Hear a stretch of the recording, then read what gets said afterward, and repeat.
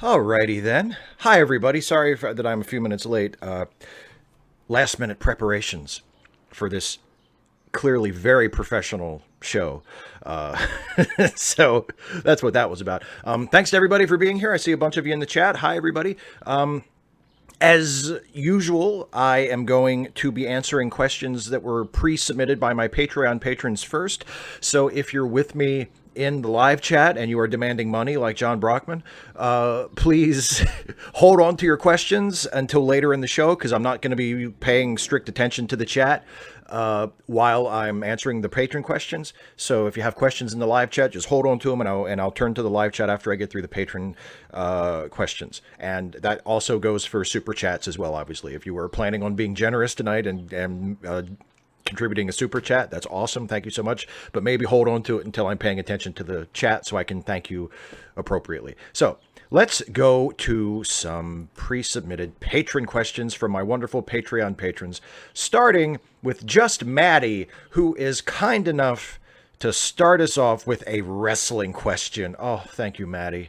What would be your top 5 dream matches, including professional wrestlers from any era? Well, I'm going to exercise a little bit of executive discretion here, Maddie, and let's just go with like 2 or 3 instead of 5, because I didn't really think about this before we started the show, so I don't know if I could come up with like 5 dream matches that we've never seen off the top of my head. But I don't know. Let me see. As an old school wrestling fan, I would love to see Lou Thez versus Bruno Sammartino. So let's call that one. Thez versus Sammartino. I started to write a fantasy wrestling tournament a long time ago, like 10 or 12 years ago, even longer than that, actually. I wrote I never finished it, but it was like this fantasy wrestling tournament of wrestlers from like all different eras. And I think the final was going to be Thez versus Shawn Michaels. I'm pretty sure that's where I was going with it. The final was going to be Thez versus Shawn Michaels. So we could throw that one in too. What would be a good one? Cena versus Austin. That would be pretty cool. Actually, here's the one. Okay, here's one. Here's one I would love to see that I just don't think I'm ever going to see. But this of the dream matches available like right now, Cena versus Okada would just trip my trigger. But I don't think it's ever going to happen. But if we could get, if New Japan, if Cena ever becomes a free agent, or whatever, New Japan could put that together, or All Elite could put that together. I mean, I would watch Cena versus Okada in a home, in like a backyard ring, filmed on a somebody's phone. Like, I would love to see that match. That is like my all-time dream match for this current era, Cena versus Okada. So yeah, good. I think that's 3 or 4, right? Next question is from James Dodd. So there's going to be 10 episodes. Do you think Captain Picard is going to be dead in 10 episodes? I think he probably will be. I'm a bit worried about it. Not because him dying won't be a good story, but because I'll be watching it with friends, and I know I'll cry like a little girl. Yeah, little boys cry too, James. Little boys cry too. And little non-binary people as well. But fair enough. Yes, I agree. I get the sentiment that you were expressing.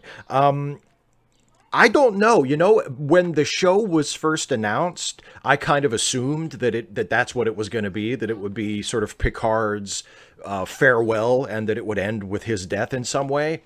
But I think I read a couple months ago, one of the people writing for it, it may have even been Kurtzman, saying that they were holding open the possibility of doing another season. If the season that they're doing now is well received, that they could do another season, like another Picard series. So maybe they're not going to kill him. I don't know.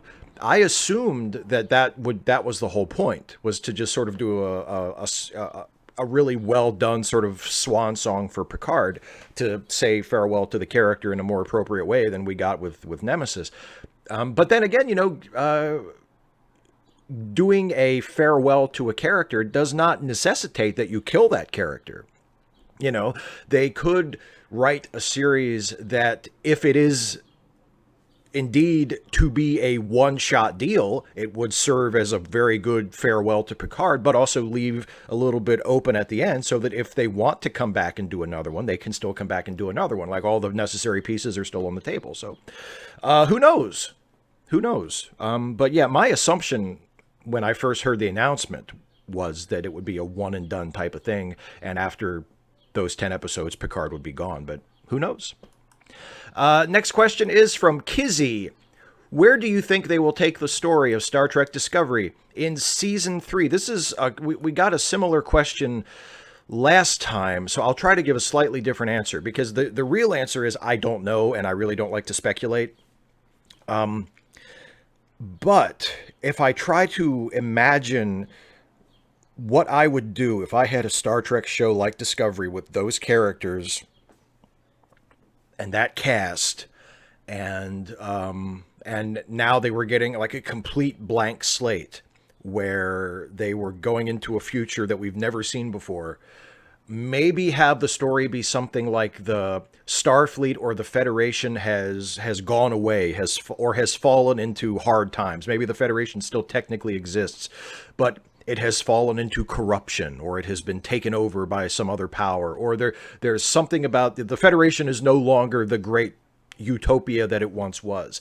And in some way, our characters, our heroes on Discovery have to take it upon themselves to be the light in the darkness and to reawaken the spirit of Starfleet and of the Federation and the values of the Federation. They try to redeem a dark fallen time. That might be something in very, very general terms, having no idea what the particular story could be. But just if you want an idea of what maybe would be an interesting tone for them to take, what would be an interesting note to strike throughout the season.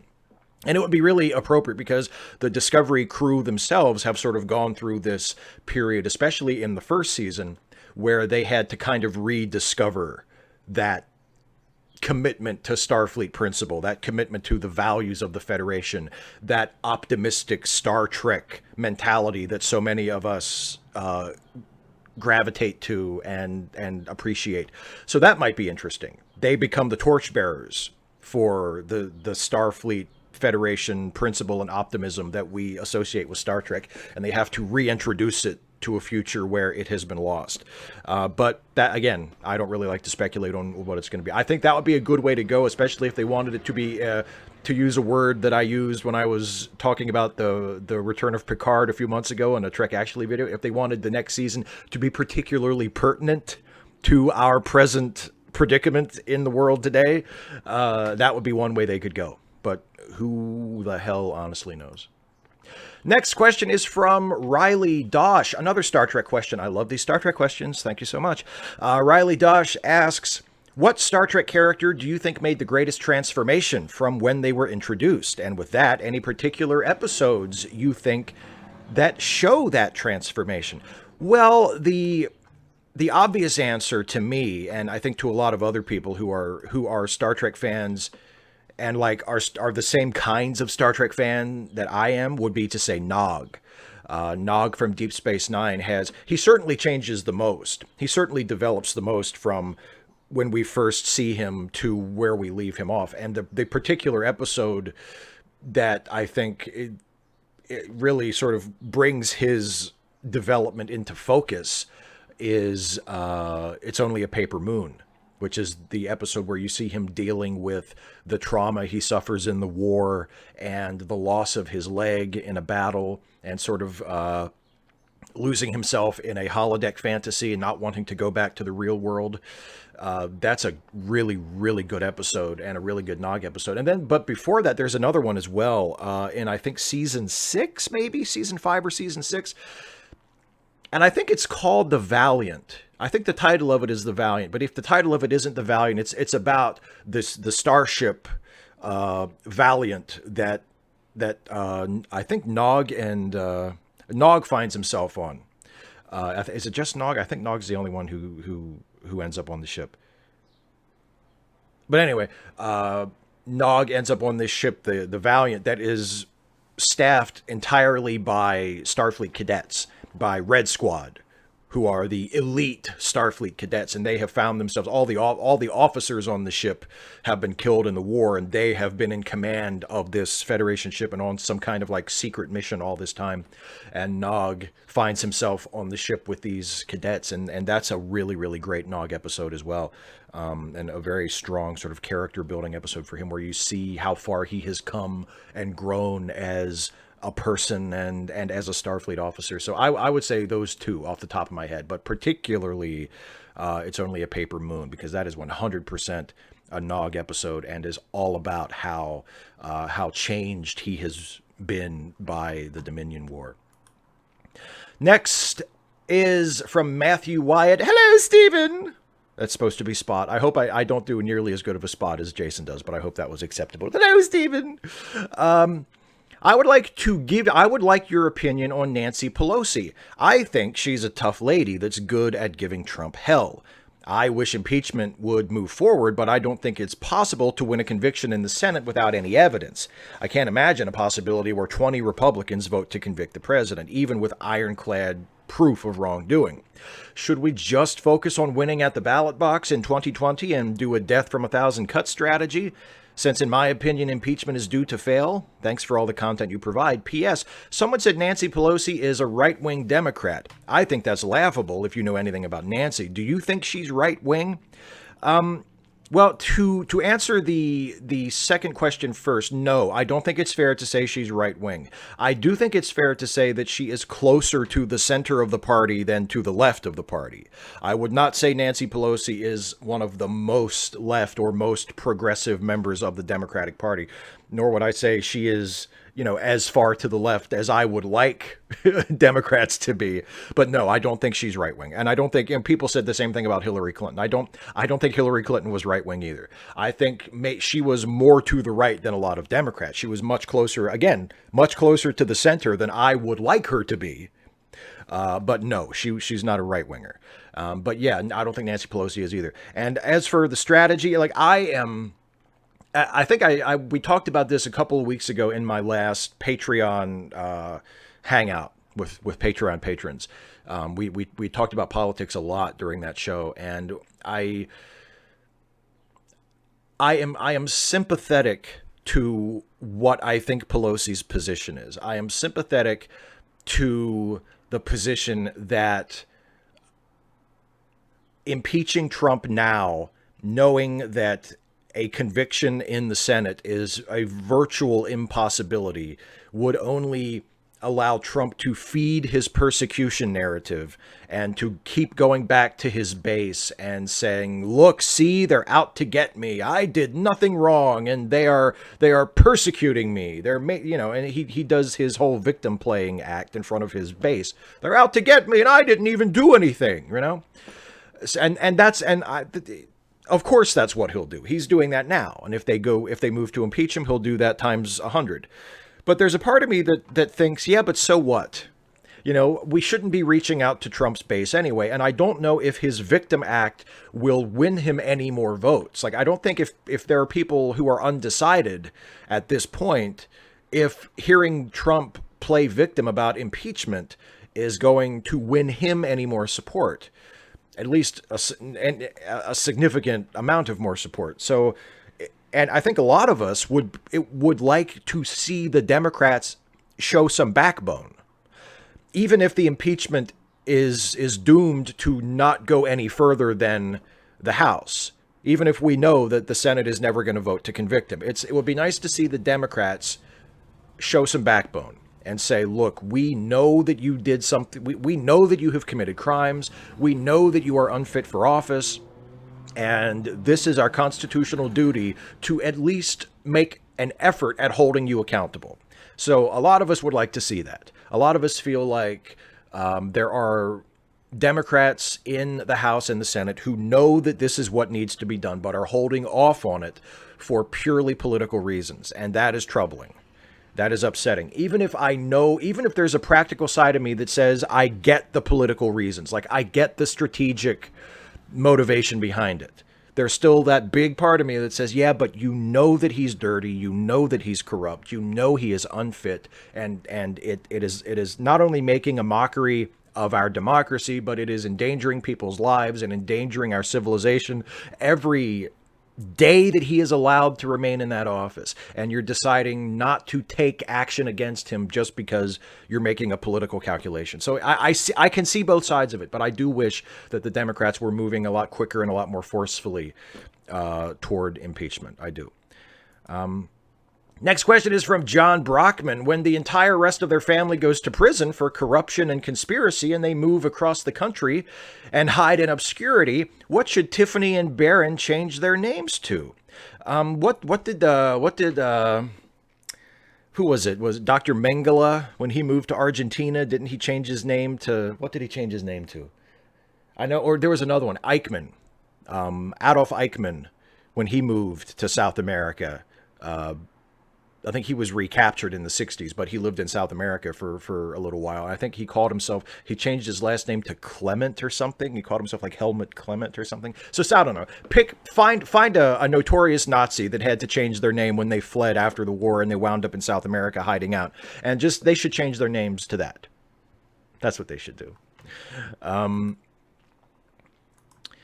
John Burnsy. So were the Detroit cops correct?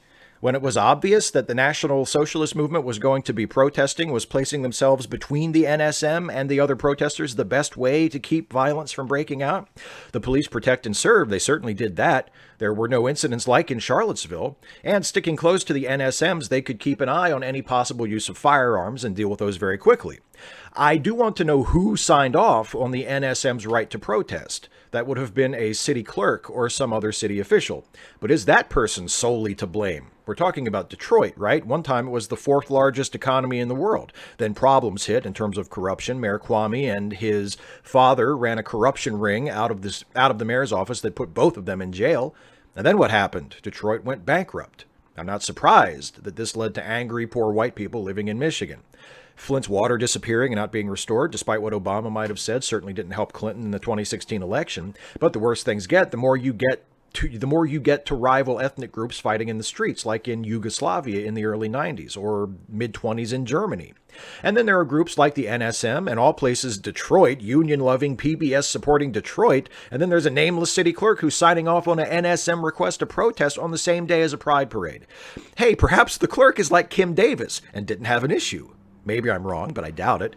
Maybe I should be critical of the PD. Those who want to keep citizens apart didn't want gunplay, but I've just watched this video and I have to consider how difficult being a member of the PD can really be. And that link is to a video of Jon Stewart's congressional testimony this past week, where he's talking about the lack of response to trying to get medical benefits for 9/11 first responders, even after all these years.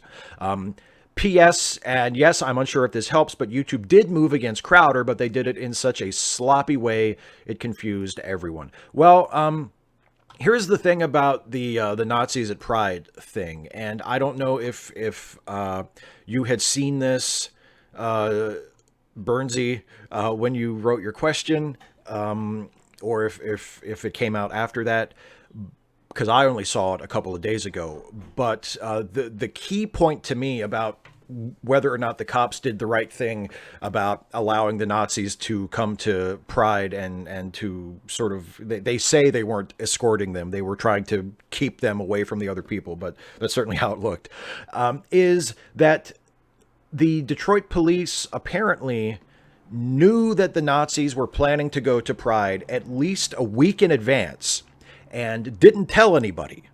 They didn't tell the mayor's office. They didn't tell any of the organizers of the Pride event. They certainly didn't tell the public. They kept this information completely to themselves. And they knew from intelligence that they got from, I guess, word on the street or informants or however they figured it out. They knew that, I think the fucking Nazis were posting about it on web forums, if I remember. Like, they were just openly saying that they were going to Pride with the intention of trying to provoke violence. They were hoping that something would happen that would spark a violent incident. So knowing a week in advance that neo-Nazis were going to a Pride event, and knowing that they were going with the intention, or at the very least with the hope, of sparking a violent incident, I really don't see how the Detroit police behaved at all acceptably. I mean, even if you want to be a free speech absolutist and say, as long as the Nazis are there and they're just protesting and they're not doing anything violent, then they had no choice. First Amendment, they had to let them do their counter protest. Even if you want to take that position, and a lot of people defending the Detroit PD have been taking that position and saying, constitutionally, they had no choice. They had to let the Nazis do their thing as long as they weren't being violent because it's the First Amendment issue, right? Even if you take that position, they had reason to believe that their purpose in going there was to provoke violence. And in light of that, I don't see how it's justifiable that they not only allowed them to go, but they didn't tell anybody they were coming. When you put all of that together, I think it is completely indefensible. I think the expectation that they were going there with the intention of causing violence throws the First Amendment argument out the window. I think if you know, and I mentioned this, I think I mentioned this when I was talking to Kevin Logan on his channel a couple of days ago. Imagine if instead of neo-Nazis, it was Islamic extremists. Imagine if a group of Muslim men who maybe attended a radical mosque, a mosque that practiced a kind of jihadist, Wahhabist, extremist Islam, and they made it known that they were going to Pride and they were hoping that some violence was going to kick off, and the police knew about this a week ahead of time. Can you imagine the Detroit police letting that group of people get anywhere near that parade? Or if they did, can you imagine them not warning anybody about it?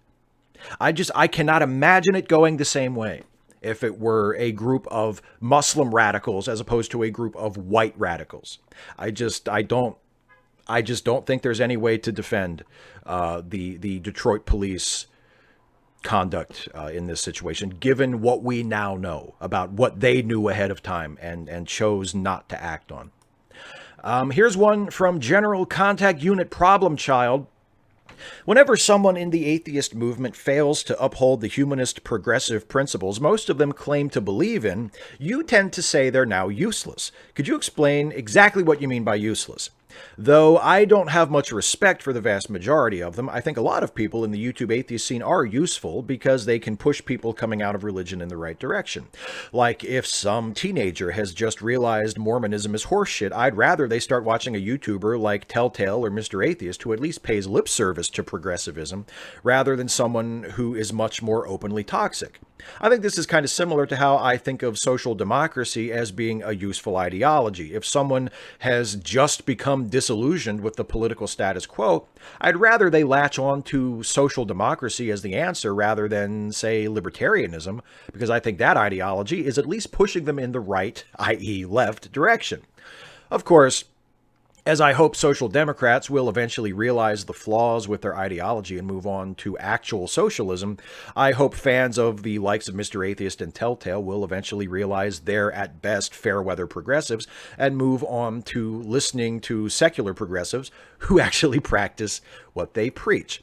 Those are some good points. I have to say, I have to concede. I agree with you that if I try to be ruthlessly pragmatic about it, yes, I suppose it would be better for someone to latch on to someone like Seth Andrews or Matt Dillahunty than it would be for them to latch on to someone like TJ Kirk or Armored Skeptic or one of those, right? Yes, obviously the former are much preferable to the latter. Okay.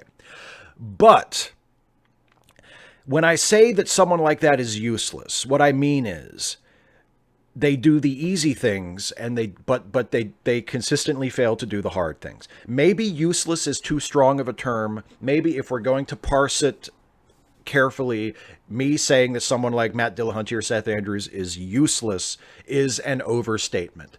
But it is as I think as the folks in the poor couple in A Christmas Carol who discover that Scrooge is dead and the wife is grateful at first and then she feels bad afterwards because she realizes that she's been grateful for the death of someone, but Dickens tells us but the first reaction was the emotion of her heart. That's the emotion of my heart when someone like Dillahunty or Andrews or whatever does some fucking fence riding centrist bullshit in response to what I think is an obvious problem. Someone saying something transphobic or Nazis marching in the street or whatever, and they do this lukewarm fence sitting horse shit.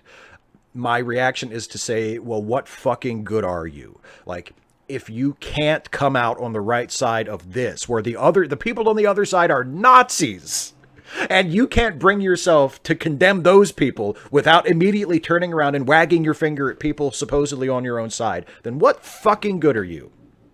That's my emotional response. And if I look at it your way, I can say, okay, well, yes, it is the people that I've just said are useless are preferable to the absolute most toxic, worst people associated with the movement.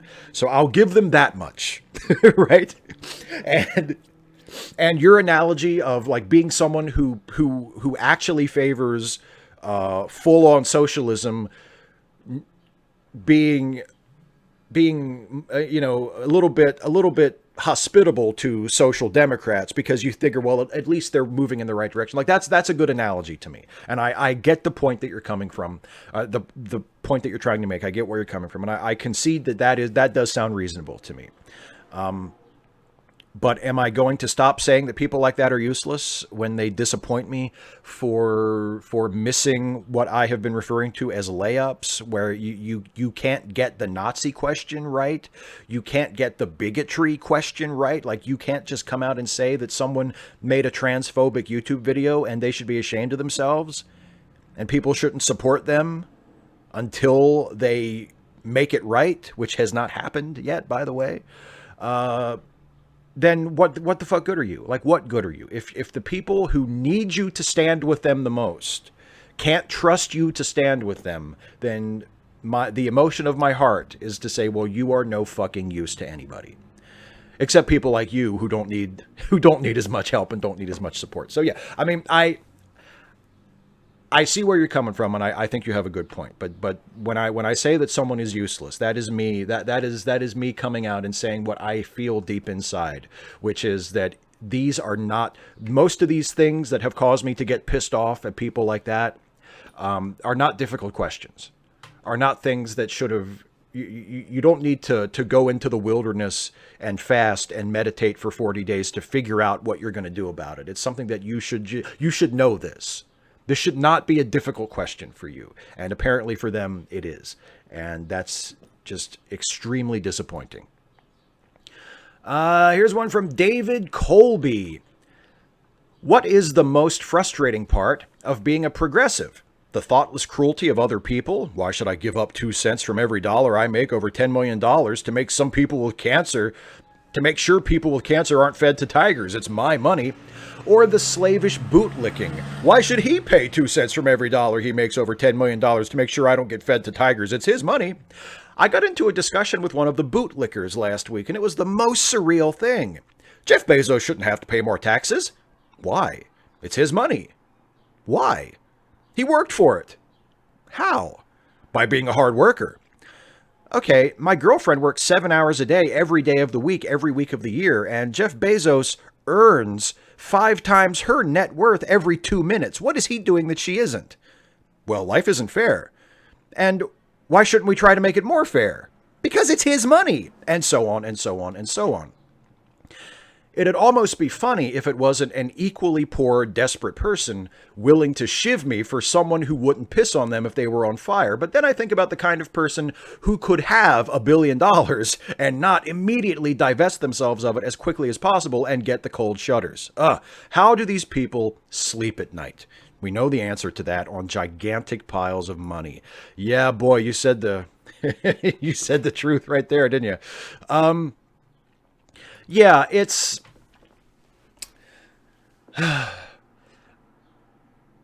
I think a lot of it comes down to this American attitude, and it's not just an American attitude. I think it's a capitalist attitude that a lot of us are raised with, and I think it was put best by, I think it was Will Rogers, who said, in America, we don't have poor people, we just have temporarily embarrassed millionaires.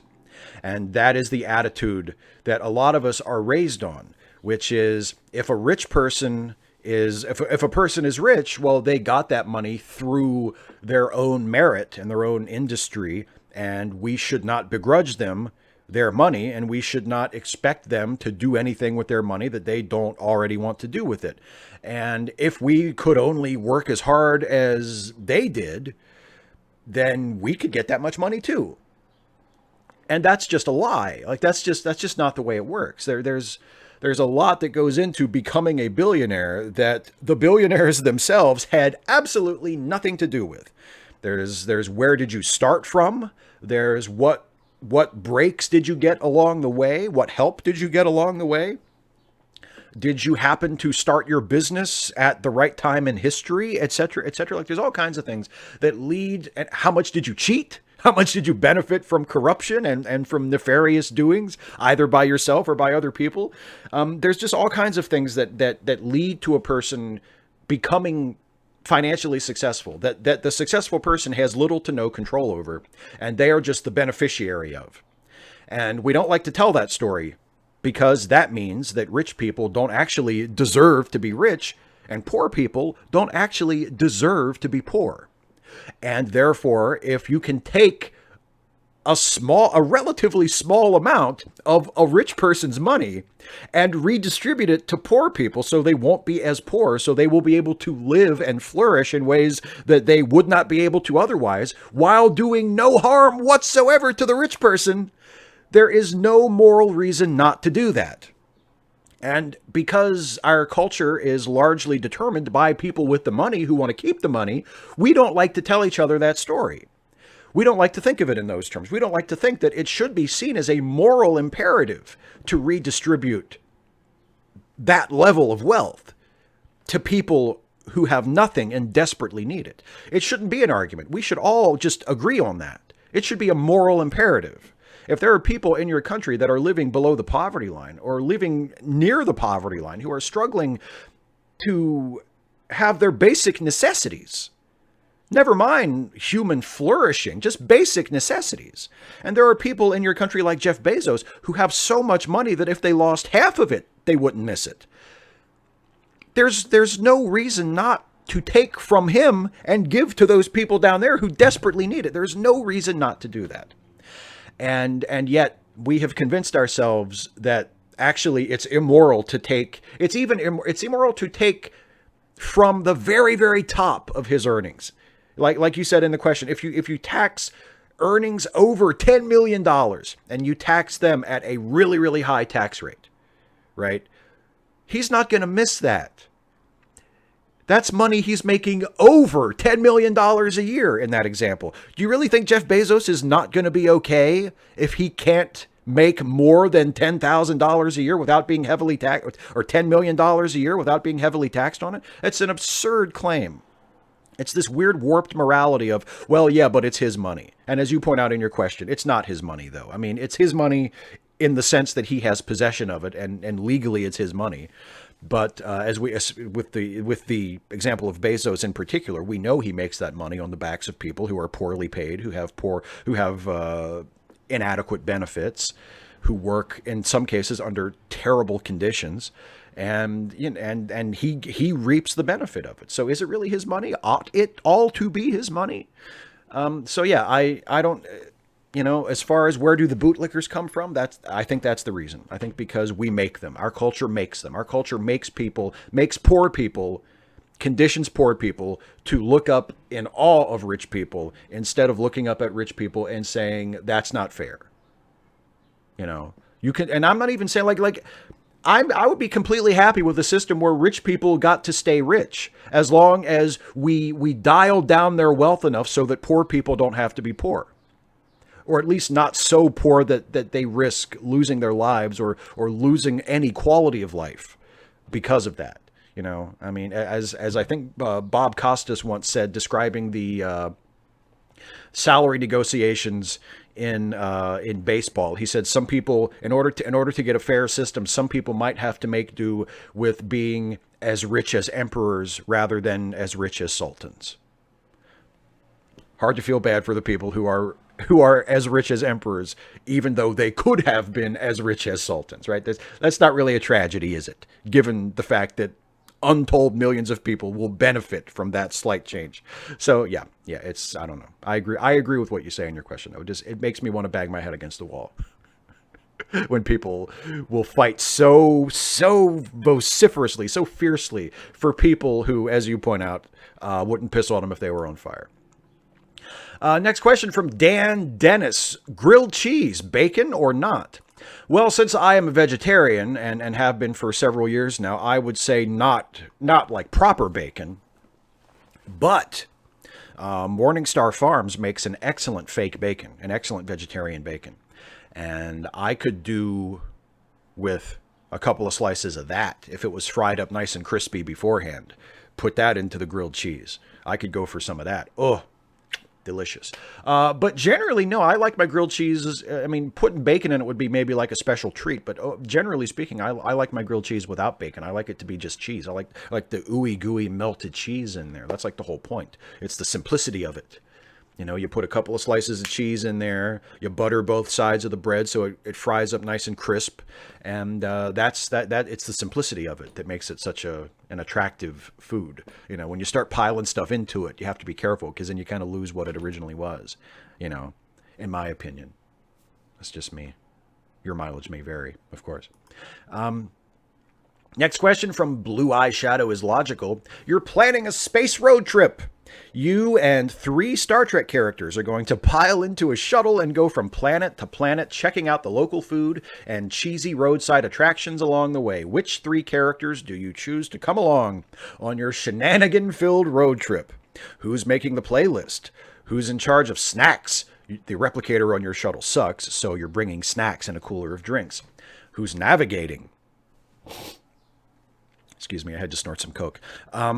When making your choices, consider there will be no encounters with hostile aliens, no catastrophic mechanical failures, no encounters with dangerous space anomalies. There is no benefit to bringing someone along solely because they have useful survival skills or abilities. The worst thing you're going to encounter along the way is a traffic ticket. Characters can be from any period, any time period. What a fun question. Well, I'm definitely taking Riker along. Because I just want to hang out with Riker. I don't care about anything else. Riker can come along. Riker can choose the playlist because I'm sure it wouldn't all be jazz, right? Riker would pick some stuff other than jazz. And even if he did have a jazz heavy music selection, I like jazz. So Riker would come along and Riker would choose the playlist. I would want to bring Jadzia Dax along because she not only has 7 or 8 lifetimes worth of experience, so she would know where all the fun spots are, and she would know where to go for a certain thing. She has all this knowledge of okay, if you want to go and have and do some gambling, we can go to this planet. If you want to go and have whatever kind of fun you want to have. You want to go if you want to go get drunk, here's the planet to go to. They have the best bars. Jadzia seems like that person who knows every place that you should go, all the spots you should hit on your road trip. So she can come along. And one more. Who else? Who else would I want to come along? Okay, Riker, Jadzia, and oh boy, who else? Be nice to take someone along. Okay.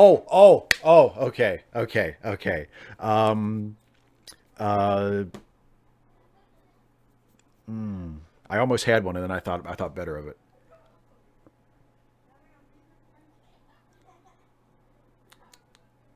I don't know. I almost said Cisco, but Cisco, I don't know. Cisco might not be, maybe Jake. Jake seems cool. And Jake's like a non-Starfleet person. You could take a Star Trek character who's like a non-Starfleet person. Maybe Jake. Maybe me, Riker, Jadzia, and Jake. So that's a next gen person and 2 Deep Space Nine people, and me. That's yeah. Who's navigating? I mean, who needs to navigate? There's a star chart, right? It's probably just point and click. I'm sure that would work out fine. Next question is from some random geek. Steve, in the past, people have asked, is there ethical consumption under capitalism? And each time you have answered with, no, there is less ethical consumption and there is more ethical consumption. You just need to research it. That answer peeps me because it leaves the individuals in your audience with the impression of the liberal notion of I, the individual, can vote with my dollar to clear my conscience so that I am not making things worse with my purchases. How I would answer is simply, no, there is no ethical consumption under capitalism, full stop. Nothing is produced under capitalism that isn't exploited. Ollie Thorne talks about it in many places, including his excellent video essay on Elon Musk, and there's a link there, which I forgot to put that in the description of the video, but I'll add that later. The capitalist can't throw money yelling investment at a block of wood to have it turn into a chair. It only turns into something a capitalist can sell for profit because somebody puts in the time and works on it. And in order to make profit, you mathematically have to pay that person less than the value they added to the starting materials. That is true of everyone, including factory workers, robot makers, YouTubers, bartenders, and HR personnel. You are always being paid less than the true monetary value of your work. That is how capitalists generate or create wealth. Making profits is in itself exploitation. Want an exploitation-free economic system? Socialism, not capitalism. The workers must own and control the mines, the land, all the factories, the means of production, and own all the products of their labor in common. That is how you will have ethical consumption, when things are produced for need and not for profit. And there are the other forms of exploitation too. Many of our cell phones, cameras, and computers are made using a material called coltan. Coltan is a conflict material. The mining of coltan in Congo and other places have massive ethical issues like human rights violations. And then there is the manufacturing of these electronics in China and those problems. We are all kind of complicit in all of these by simply birth. It will get much grimmer as we are looking at an automated future of universal basic income, as it was your first suggestion to save the woodchucks who couldn't chuck wood anymore. It makes it much harder to vote with your dollar. That is why I and every leftist say there is no ethical consumption under capitalism. Also, because no one should be shamed or feel shamed for buying something that is less ethical than something else. It is all unethical. It is the system, not just bad companies. There is no man behind the curtain, as Dumpster Flower pointed out in their latest great video essay here. And then there's a link to that as well that I forgot to add to the description, which I will add to the description after the stream is over. So, Steve, with all of that, is there ethical consumption under capitalism?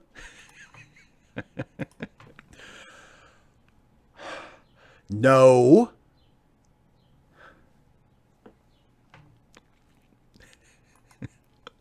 Next question from Matthew Rick.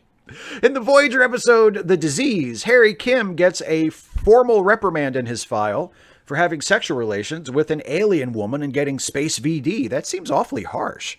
Why didn't someone like Riker receive the same admonishment? He got it on with many an alien. People don't go to Risa to play shuffleboard, after all.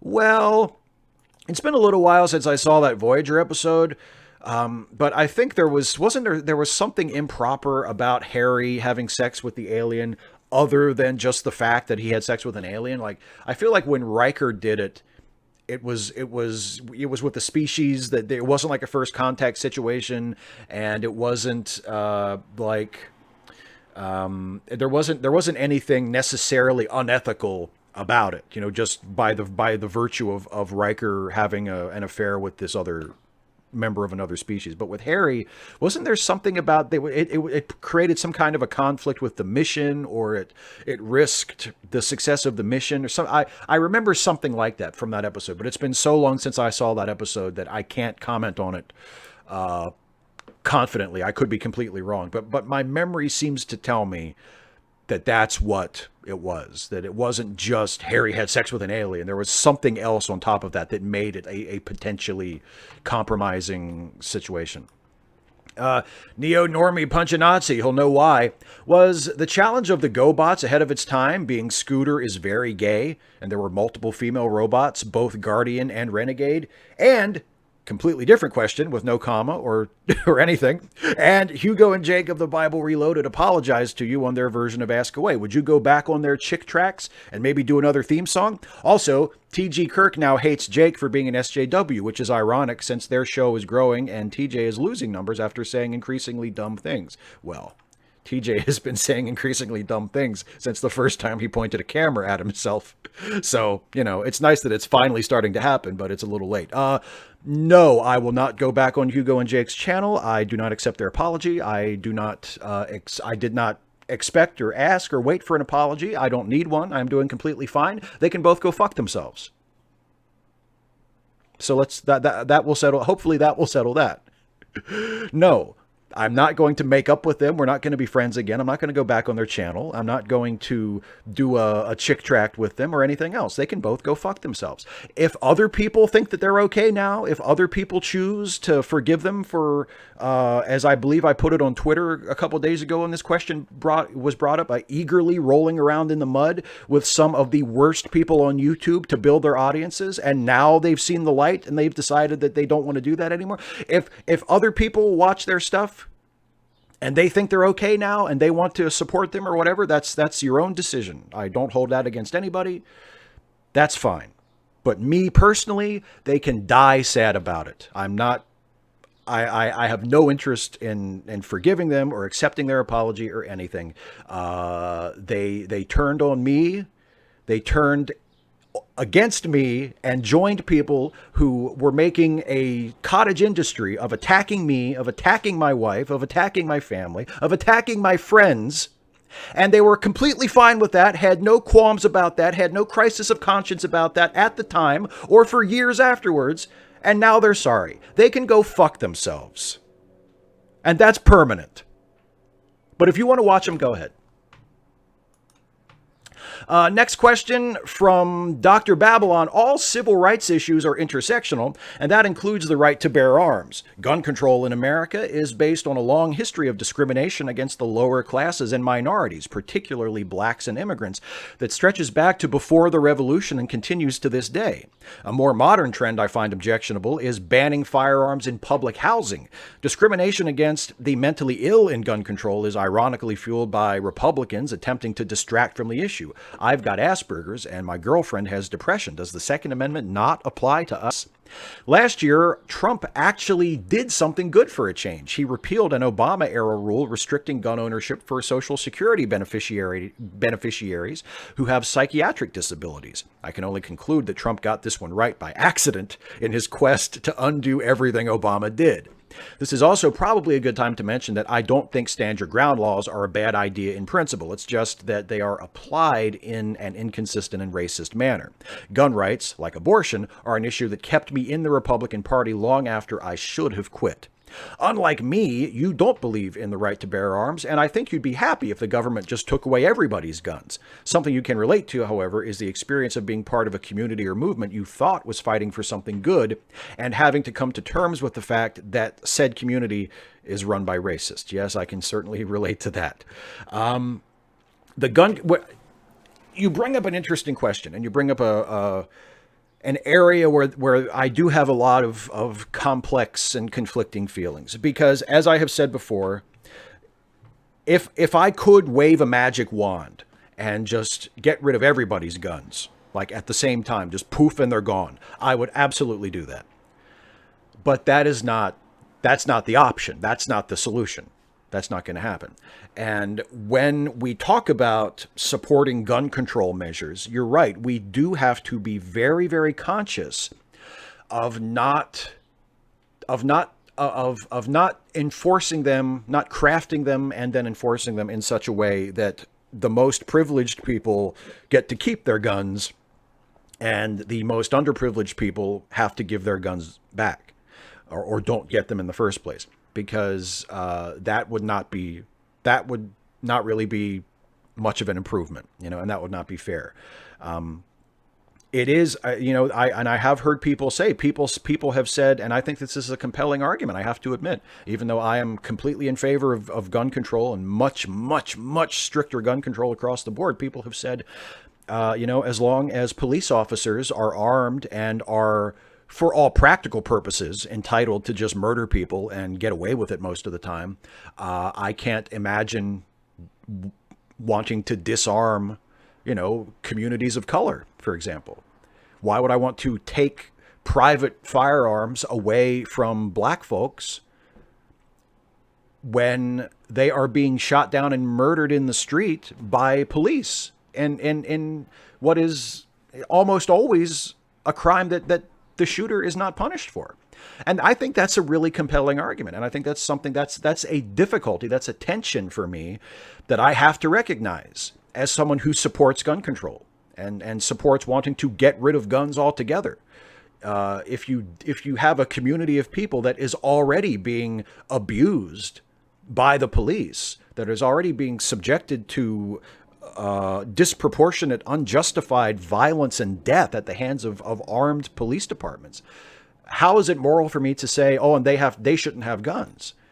You know, given the fact that the police have them, well, the people that they're murdering, they shouldn't have any protection. Like I completely get that, and that is a difficulty for me, and I'm not sure how to resolve that, to be honest. But it's helpful, I think, to point out that, you know, it's easy for me to just sort of lay down a principle and say less guns, right? But in practice, in the real world, there are areas like we've been talking about for the last couple of minutes where it is not that simple. You know, you're right. I don't think that the right to bear arms ought to be a constitutional guarantee. I don't think there should be a Second Amendment. I don't think the right to bear arms is at all equivalent to the other rights that are enumerated in the Constitution. That's my position. I believe that. But given the fact that we can't just wave a magic wand and get rid of them all, there are certain complexities that have to be dealt with, and that's one of them. You know, and I appreciate the question because it gives me a chance to acknowledge that and to sort of ruminate on it and admit that I have no idea what the fuck to do about it. So thank you. Next question is from Stephen Kennedy. I love your Star Trek content as it is a lot different from most on YouTube. I also loved your version of the ending of Enterprise, as Quantum Leap is my second favorite TV show. DS9 is my favorite TV show. My question is, if you were writing a new Star Trek show, what would it be about? For me, you would love it if they did 7 seasons on the different races. 1 Klingon, 2 Cardassians, 3 Romulan, 4 the Borg, 5 Dominion, 6 Bajor, 7 Species 8472. You know, that's kind of an interesting idea. Do like a 7-season anthology where each season was focused on a different Star Trek alien race. That's an interesting idea. I've been asked this question a couple of times and I've never been able to quite give a definitive answer to it, and this will be no different. There are certain things I know that if I were handed a Star Trek show and they said, here, do whatever you want, I know that it would be set on a ship, not a space station. I know that it would be a ship with a small crew. I would want a ship that was small enough so that the regular cast was the entire crew on the ship. I wouldn't want a ship where it's like, 6 or 7 main characters and then like 200 faceless extras just walking through the halls or doing the grunt work, and we never really learn any of their names like has been on all the other shows. Like, I would want the crew of the ship would be the 6, 7, however many main credits title characters there are. They would be the crew complement of the ship, right? Because I like that idea, and Star Trek has never done that before, where it's that intimate of a team. And I would like it to be exploration. I would like them to be making contact with people that the Federation has not met before. Like, I would like to do sort of old school going where no one has gone before. But other than that, I have no idea. I don't know what era I would set it in. I don't know who the characters would be. I don't know what the story would be. But there are certain ideas like that keep sort of popping into my head whenever someone asks me a question like this and sort of invites me to ponder what my Star Trek show would be. I don't know what it would be, but it would probably include those elements I was just saying. Drace Domino, which team would win in a bar brawl? Every Trek character J.G. Hertzler played, or every character Jeffrey Combs played? I got to go with Team Hertzler on that. And I don't think it would really be even much of a fight, would it? I mean, all due respect to the characters played by the brilliant Jeffrey Combs, the only one of them that he played that I think I would even want on my side in a fight was Shran. Right? The Andorian from Enterprise. Shran was kind of a badass. But, Wei-Yun, like, what's Wei-Yun going to do in a fight? Brunt FCA, like, what's Brunt going to do? The weirdo who wanted Quark to make him a holographic Major Kira sex toy. What's he going to do in a fight? Like, come on. So I have to go with Team Hertzler because he played General Martok, of course, and he played another character on DS9 too that I can't remember. But then he also was, I forget the name, but he was the guy who was training Seven of Nine to be a fighter in the what was it, Sunkatse? The Sunkatse episode of Voyager where The Rock guest stars. He was her Mickey. He was like her trainer, her Mr. Miyagi. What choose the sports movie metaphor of that you prefer. But yeah, so Hertzler has played some badasses in Star Trek. I think I'd have to go with Team Hertzler over Team Combs. Although I don't know, maybe Shran is even more of a badass than I thought he was. Maybe he could take all the Hertzler characters by himself. Next question from Frank Quinn. If the lead character in Picard wasn't Patrick Stewart, who would you cast to play him? Well, assuming we're not going for an unknown, because I don't know any. See what I did there? If we're going for a Picard that is the same age as Patrick Stewart, and we just want to swap an actor and just do the exact same show they were planning to do, just Patrick Stewart can't do it, I would go Ben Kingsley. I think Ben Kingsley is physically, he's in the ballpark. He is of equal, or I would say greater stature as an actor than Patrick Stewart is. Ben Kingsley, I think, is one of the greatest actors of his or any generation. So if he would do it, if he would do a Star Trek show, I would plug Kingsley in there as Picard. But if age wasn't a factor and you just wanted to pick an actor who I think would make a good Picard regardless of the age the character is supposed to be, I have thought for quite a few years that Christopher Eccleston would be a great Picard. If they ever rebooted it and they wanted to do like, the Kelvin timeline version of The Next Generation and they wanted to plug a new, slightly younger, different, but still kind of the same guy into the Picard role and do like a fresh take on the character, I think Christopher Eccleston would be a really, really interesting choice. But, that's just me. Okay, I have no idea how this name is pronounced. Villalada? We'll try that. I just discovered Trek Actually, and boy, did it improve the quality of my life. Although I am happy to share your remember all of this is made up attitude to canon, do you have a take on the super nerdy question on the size of the Federation? There are a couple of web pages that devote admirably ridiculous amounts of effort to this. Is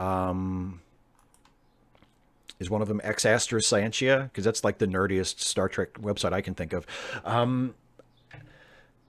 I don't know how big the Federation is, and honestly, I don't care. I feel like the Federation, from the impression that we've gotten from the various shows and movies, it seems like the Federation is larger than any of its other rivals or allies. Like the Federation is larger than the Klingon Empire. The Federation is larger than the Romulan Empire. The Federation is larger than the Cardassian Empire. Like those are the other major powers in the quadrant, or in the Alpha and the Beta quadrants, are not as large as the Federation. So I would imagine, I think the Federation is pretty big. The Federation is pretty big.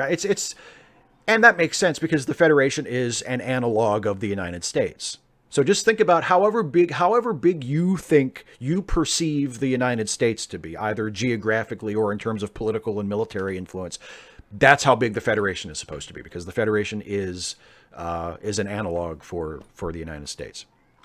Joe McClory, if you could snatch a director out of the timeline without damaging the cinema landscape to see what sorts of films they could make with modern filmmaking tools, who would it be and why?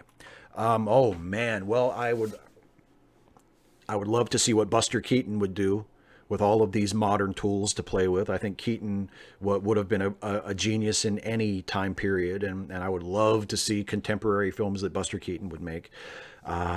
Wouldn't it be awesome to see like a superhero movie directed by Akira Kurosawa? That would be just phenomenal. I would love to pluck Akira Kurosawa out of the timeline in like the late 50s, early 60s, when he was really at his peak, making like adventure films like Yojimbo and Sanjuro and Seven Samurai. but he had also done stuff like Ikiru and the Lower Depths. So he was able to make like really serious, quiet, like character dramas as well. Take that Kurosawa at his peak, drop him into the modern era, and just hand him a Marvel movie and say, do whatever the fuck you want with this, man. I think that would be amazing. I think a Kurosawa, a peak Kurosawa Marvel film would be just astonishing. So that would be something I would want to try too. Tom McDonald, how do you stay involved and active while the twin tsunamis of the Trump and Trump lovers' political bullshit, as well as the fuckedness of so much of YouTube atheism these days, are crashing all around us? I'm having trouble caring anymore, being overwhelmed with all the bullshit of these issues and almost catatonic in my inability to respond to it. Of course, I have chronic depression, so I've been here before. But it seems to me that this isn't a good time for me to be out of the fight much longer. Ideas for re-engaging? Wisdom? Or failing that, any good vegetarian recipes? I don't know what to tell you, Tom, because my way of dealing with it is to take time away. You know, like when I'm not working on YouTube stuff, I'm doing something else. I'm watching TV with my wife. I'm going for a walk. I'm playing with the cat. I'm doing something else. Right? It's important to have time where I'm doing something else, especially because like I work on YouTube stuff pretty much every day. Most weeks I don't have like a day off, even if it's just for an hour or two. I'm almost always working on something YouTube related, like every day. So it's really important for me to carve out time during the day, like to just not do YouTube stuff at all. Even if it's just an hour or two, even if it's just, time enough to have a meal and watch an episode of Baywatch or something. Like just do something not YouTube related and then get back into it. And the other thing I do is I focus on the work. Like I don't focus on the larger issues. I don't sit around, dwelling on how atrocious things are in the YouTube atheist community because, or the Trump administration or anything like that. Because if you dwell on I know for me personally, if I dwell on the big picture stuff, I do kind of get depressed and I do start to feel hopeless and I do start to think, Jesus, like, what is the point? I can't make a difference. I'm not going to change anything. I'm not going to fix this. This is beyond my power. This is beyond a lot of people's power. Like what's the point?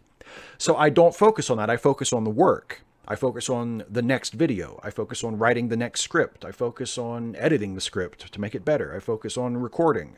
I focus on editing. I focus on making whatever the next video as good as I can possibly make it. And then I move on to the next one and the next one and the next one.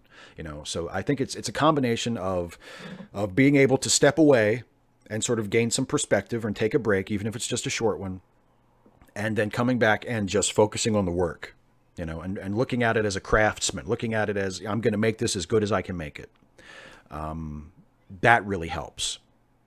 And yes, when the work does pertain to those larger issues, when there is like stuff about the atheist community or stuff about Trump, in the video, obviously you can't separate those two. Like you have to be thinking about it.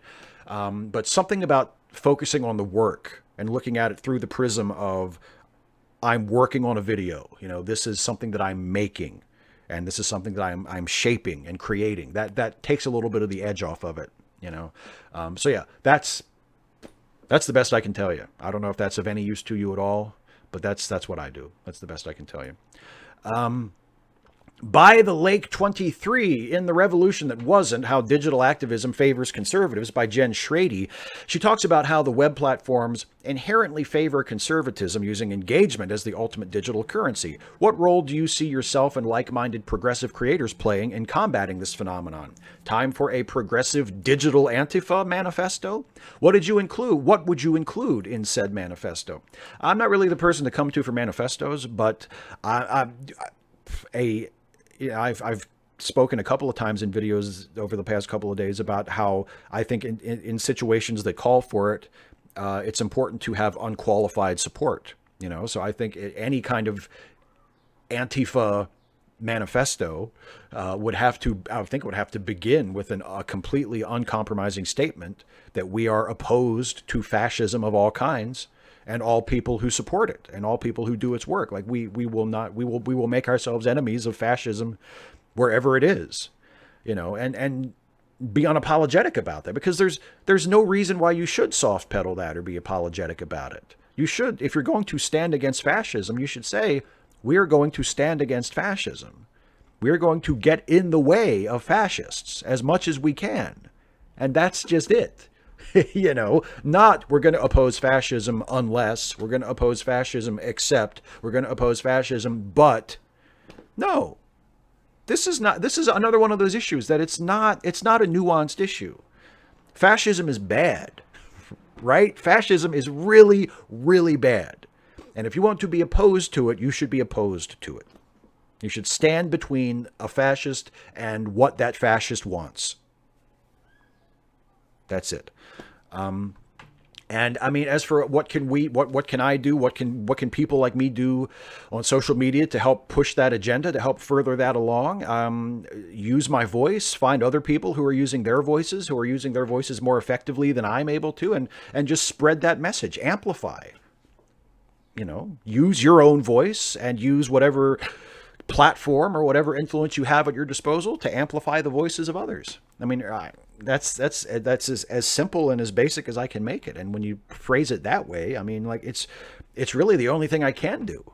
Like, I make videos, like I make videos.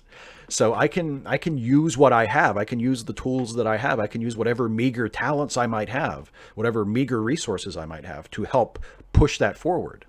And that's it. And hopefully other people are doing that as well. And it gains some momentum and it does some good. Next question. Another Star Trek one. I like this from John Gingras. Assume that CBS is going to make a Cheers style Star Trek show.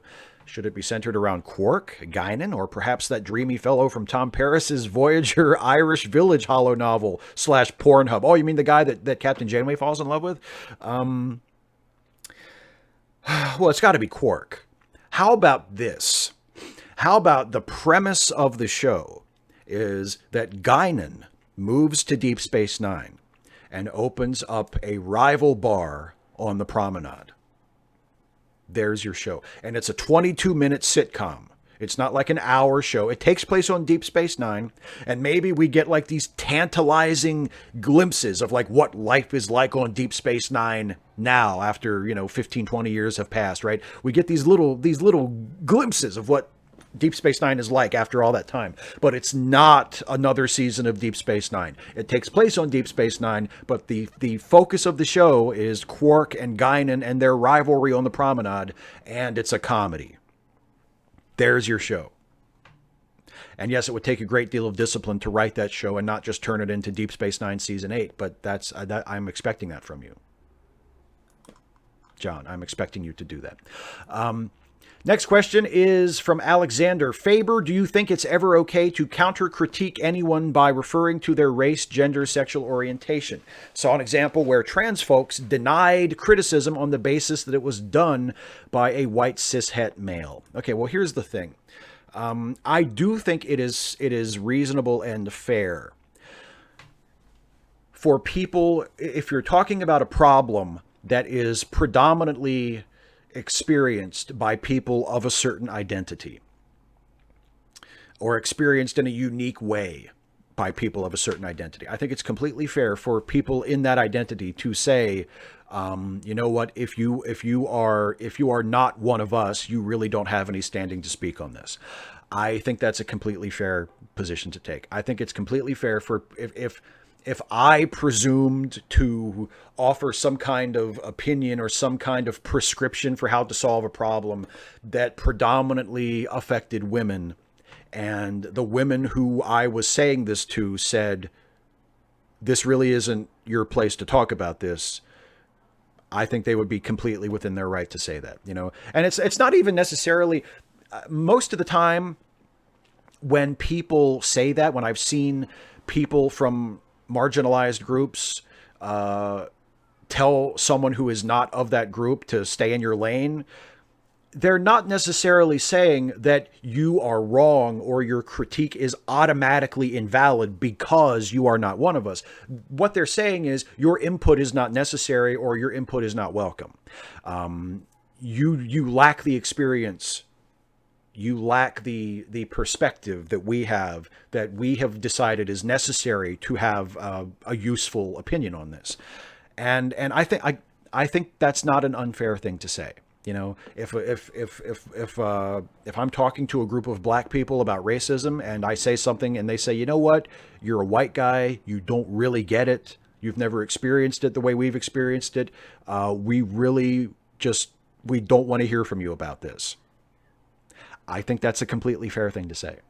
You know, I don't think that's reverse racism or discriminatory or whatever. I think it's people acknowledging, you know what, if you haven't walked in our shoes, if you haven't lived what we have lived, then we're not really interested in your opinion. You know, I don't really have a problem with that. I think that's completely fair. And finally, I want to do this real quick. I forgot. I knew I was going to forget. Radical Bacon brought up in the chat before we started.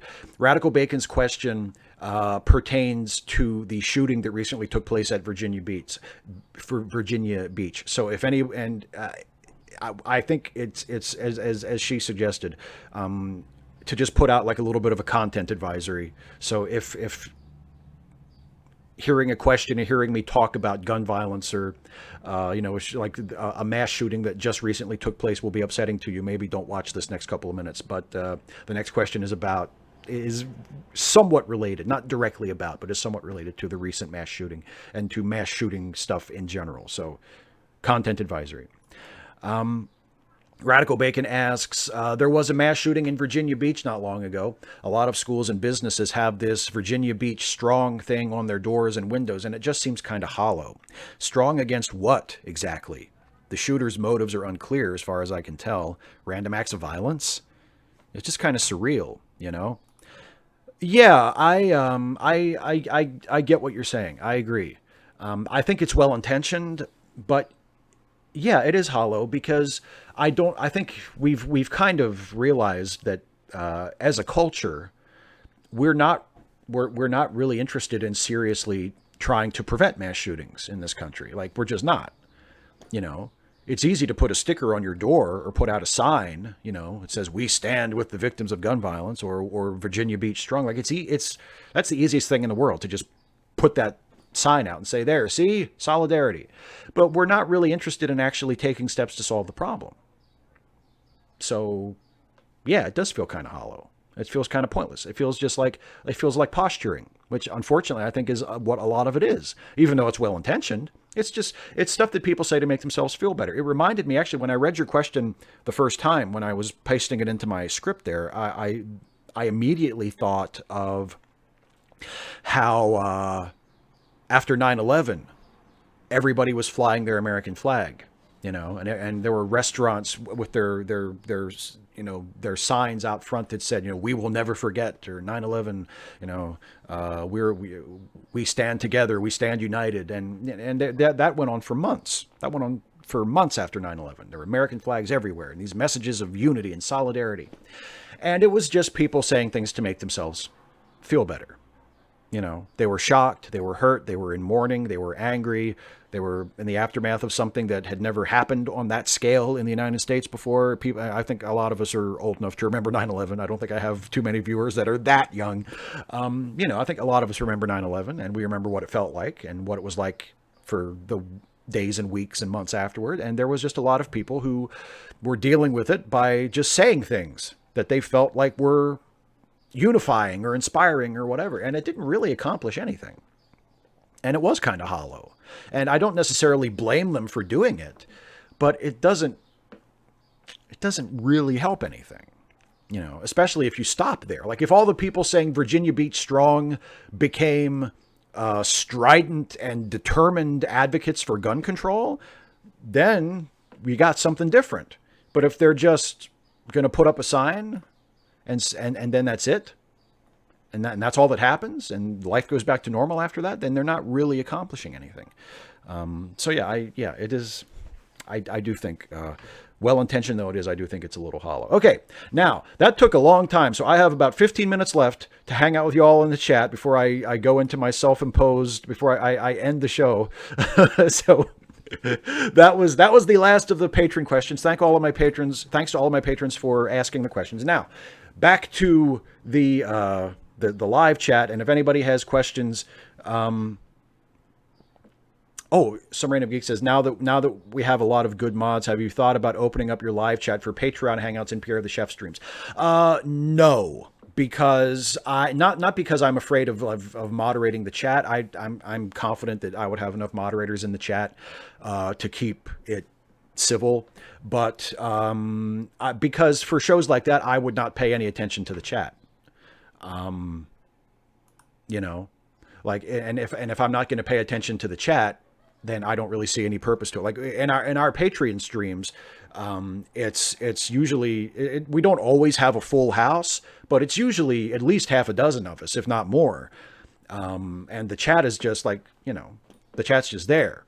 And if people wanted to, I guess people could chat while they were watching us. But, you know, if you're watching a live stream and there's 6 people talking, I want you to watch the people talking, you know, just like with Pierre the Chef. It's me and Christopher are doing a show, and yeah, it might be fun for the people in the chat to have a chat and you know, to hang out and talk about it. But like, you know, the point of the show is to watch us. Like with this, I'm answering questions and I'm interacting with the chat. You know what I mean? So the chat, I think, needs to be here, right? But if it's me interviewing someone or me and a bunch of people having a conversation, like, to me, the live chat is superfluous. Like, I turn the live chat off because that's not what the show is. The show is, you know, the people on the show. Yeah, and exactly. And 6 of us are trying to get a voice in once an hour. Yeah, the chat is just extra stuff. Leto Ador, yes, you're here. I saw you before I started, and I'm so glad you made it. Thank you so much for being here. Let me see.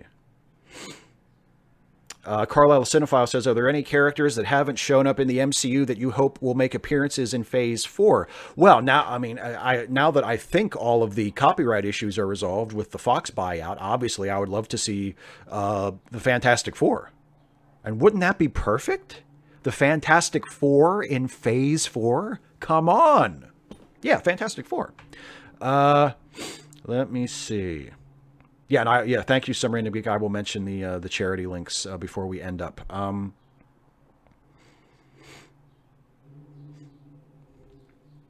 Oh, Scott G, where's the shirt from? I got it. I think I got it from StarTrek.com. I think it's official merchandise for Pride Month. I'm pretty sure I got it from the official Star Trek website. Either that or Amazon. I know it's either one of those two. I either got it from Amazon or from the Star Trek website. And I got it. I'm wearing it now because after this is over, I'm going to take a little breather for about an hour or two, and then I'm going to set up and shoot the next Trek Actually video, which will be the Geordie video, which will go up on Wednesday of next week. And I'm going to wear this for that because it's my Trek Actually video for Pride Month. And I just want to have a little symbolic support for Pride Month, even though the video has nothing to do with anything Pride related. Oh, I just got a super chat from Sean Hartley. Thank you, Sean. And there's a question. Favorite episode of Voyager? Recently rewatched and absolutely loved Blink of an Eye, the one with the time difference. Thoughts on that episode? Yeah, my favorite Voyager episode, as I've said a couple of times, is it's probably The Thaw, the one with Michael McKean guest starring as the clown who is like the embodiment of fear. I think that's a really strong episode. Blink of an Eye is a good one. I remember watching that when it was originally on. I think that's a first season episode, I'm pretty sure, right? And I really, really like that episode. And I really like the twist that, you know, he's a man out of time. Like they think that, that's Eye of the Needle. I'm thinking of Eye of the Needle.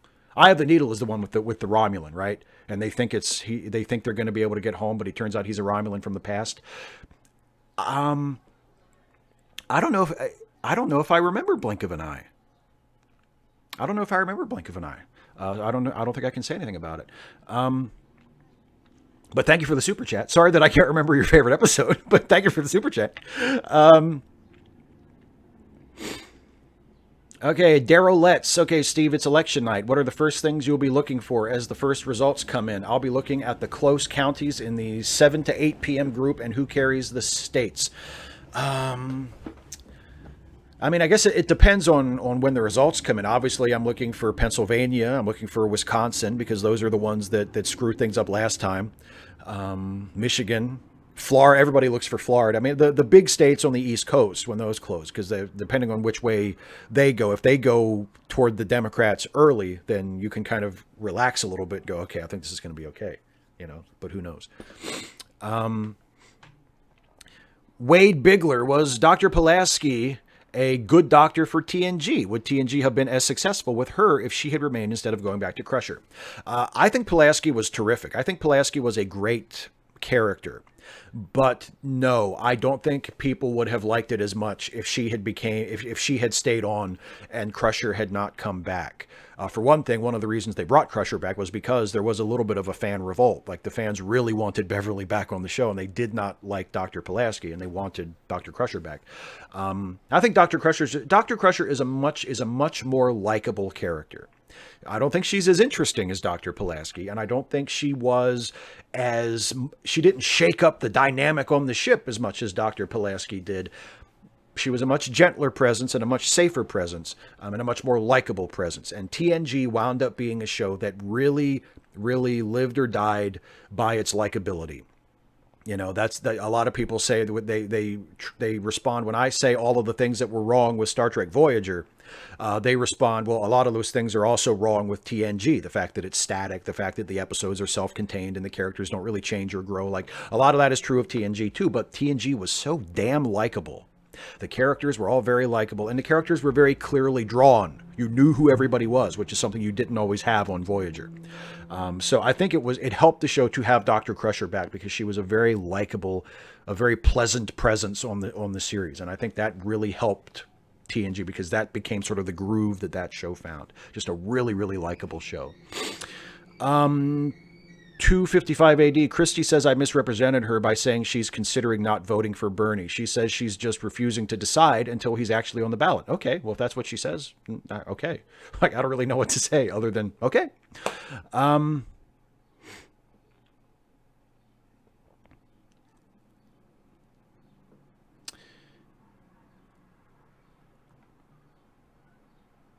255 AD, did you know who Mr. Atheist and Telltale are before I mentioned them? I had heard of Mr. Atheist. I think I had heard of Telltale, but I'm not positive. I'm not super familiar with either one of them. I don't know if I've ever watched a video from either one of them. Okay, now I think I do know Blink of an Eye. Yes, Blink of an Eye is the one, with the planet has a much faster timeline. And it ends with, like, the timeline advances to the point that, like, they send someone to space, like, to thank Voyager for contacting them, like, centuries ago from their time period. Is that the episode? Yeah, that is a good episode. It's been a while since I watched it. I can't remember a lot about it, but I remember, if that's the episode I'm thinking of, then yes, I do remember that episode, and that is a good episode. Adam Rainstopper, Steve, sorry I'm late. I had to play drums in order to ward off a potential panic attack. Just as I was getting up, I smashed my knee. May I have a beer and a Klonopin? Yeah, sure. I mean, don't blame me if something horrible happens. But yeah, I mean, hey, you know what, Adam, I'm not your dad. If you feel like you need a beer and a Klonopin to feel better, then just go ahead. I wash my hands of it. Okay, I'm doing the YouTube thing and saying, as far as I'm concerned, you can do it. But if anything goes wrong, I had nothing to do with it. Yeah, Sean. Yeah, that's one of the one with Daniel Day Kim. We're thinking of the same one. Yeah.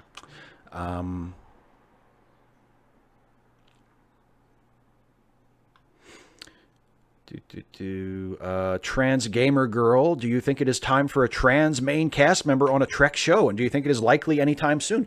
Yeah, of course it's time, and I would love to see it. And yeah, I mean, there's a trans cast member on Supergirl, which I think is terrific. There's Nyla Rose, who is a regular a main roster member for All Elite Wrestling, who I believe is the first trans wrestler to be signed by a major company.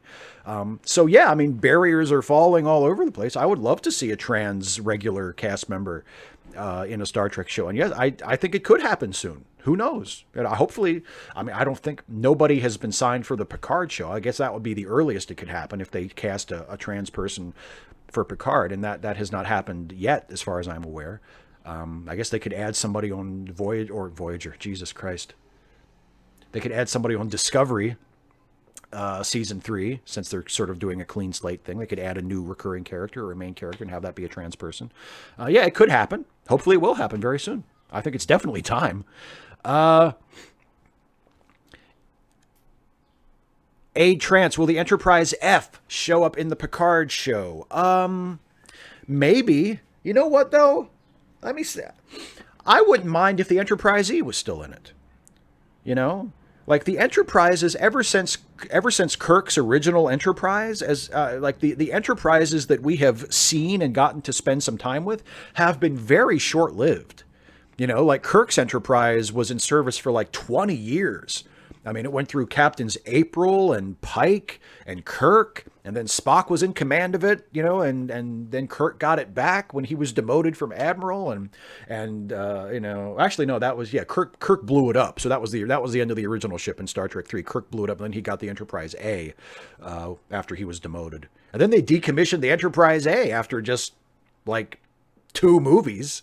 So the Enterprise A didn't really get much of a run, and of course, the Enterprise D only lasted 7 years. The Enterprise E only got, 3 movies, and then we never saw it again. So, I mean, if there's going to be an Enterprise in Picard, even if it's been 20 years since the last time we saw it, why not have it be the Enterprise E? Just establish that the Enterprise E actually stuck around for a while, you know? But yeah, I don't know. I don't know if we'll see an Enterprise or not. And will it be the Enterprise F or the Enterprise G? I have no idea.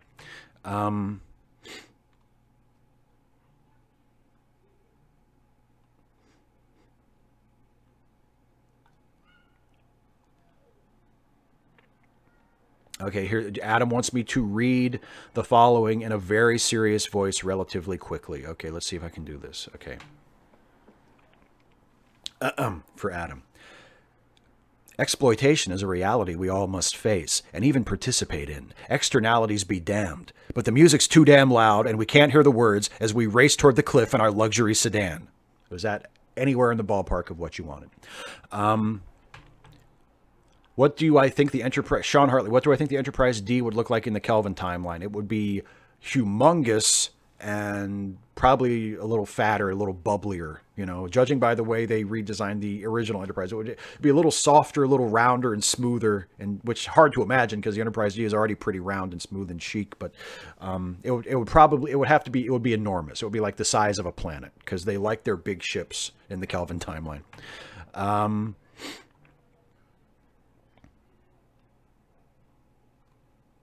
Oh, good. It was perfect. Thank you, Adam. I'm glad I could help you with whatever the hell that was.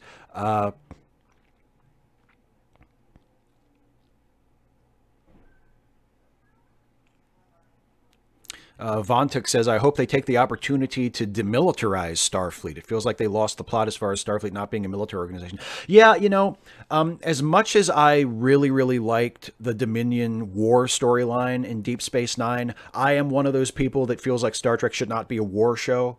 And I think I said that was one of my critiques of the first season of Discovery as well. That I don't really come to Star Trek for war stories. Like I just don't think Star Trek should be primarily a war show. And that was one of the improvements that I think they made of season 2 in Discovery, was that the plot centered around a mystery rather than a war. And I thought that worked much better. And also, like the you know, as I think I said in my Discovery review, like the war never quite felt like it was at the center of the show. It felt like the war was always kind of happening in the background, you know, and it wasn't like focused as much on it. But yeah, I agree. I think Star Trek should not be a war show.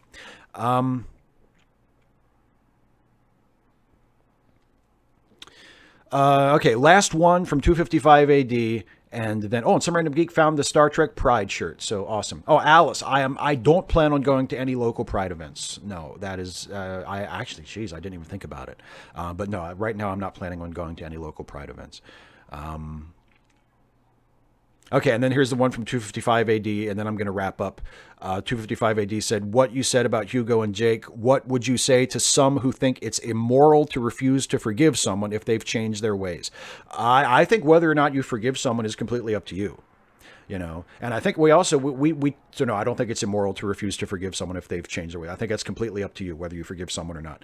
And also, Maddie and I talked about this when I was on their channel last week for I forget what they call the show, like chatting with Maddie or something. But on Objectively Subjective's channel, if you didn't see it, but we talked a little bit about forgiving someone versus deciding to continue to not associate with someone.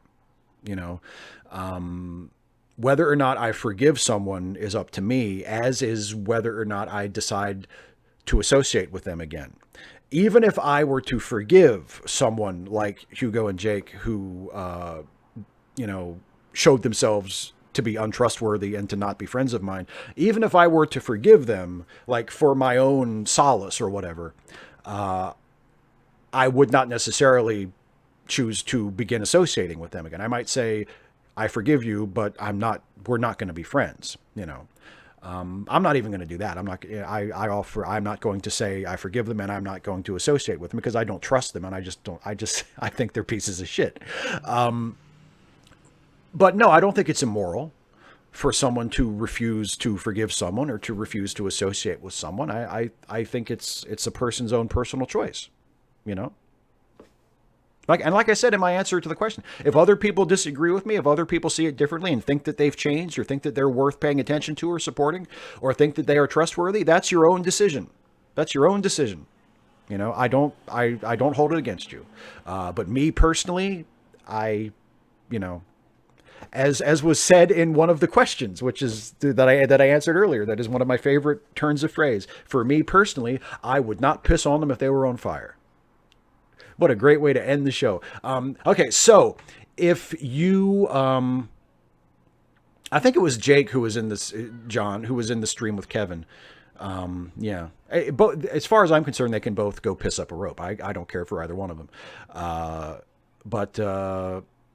Yeah, okay, so that's it for the questions. I want to call everyone's attention to the charity links in the description of the video. Some friends of ours who need a little bit of a hand. If you have a few spare bucks left over this month and you want to help some people out who need a hand, the charity links are in the description of the video. I also want to remind you, as always, that I have a Patreon page that I depend on to continue to do these videos, to make the content that I make. I could not do this without my Patreon patrons. I thank you all for your continuing support. And whether you're here because of the Star Trek videos or Stephen Stuffy or Michael Worley or political stuff or, Facepalm 5 or whatever stuff of mine that I do that you appreciate and find useful, and you have chosen to support me with a small monthly donation, thank you so much. I appreciate it, and I could not do this without you. So patreon.com/Steve Shives is where you go to become a supporter of the channel. I also want to remind everybody that I co-host a couple of podcasts along with the brilliant and hilarious Jason Harding. You can listen to those at lemmylistenpodcasts.com. They are Late Seating, which is the movie review podcast where we watch classic films and decide whether or not they deserve their reputation, whether that reputation is good or bad. And also the Ensign's Log, which is a Star Trek themed comedy podcast that has a brand new episode up today where we get a return visit from the one and only Harry Mudd. So that's a fun episode. So check that out too at lemmylistenpodcasts.com. That is it for me, everybody. As always, thank you so much for being here. If you were here with me live in the chat, if I didn't get to your questions, I apologize. It was not a personal thing. When the questions come up in the live chat, I often miss them and I don't get a chance to answer them, and we just run out of time like we're doing here. So nothing personal. I'm sorry if I missed your question. Thank you to everybody for joining me, and we'll do this again in 2 weeks. So thanks again, everybody. Take care. See you next time.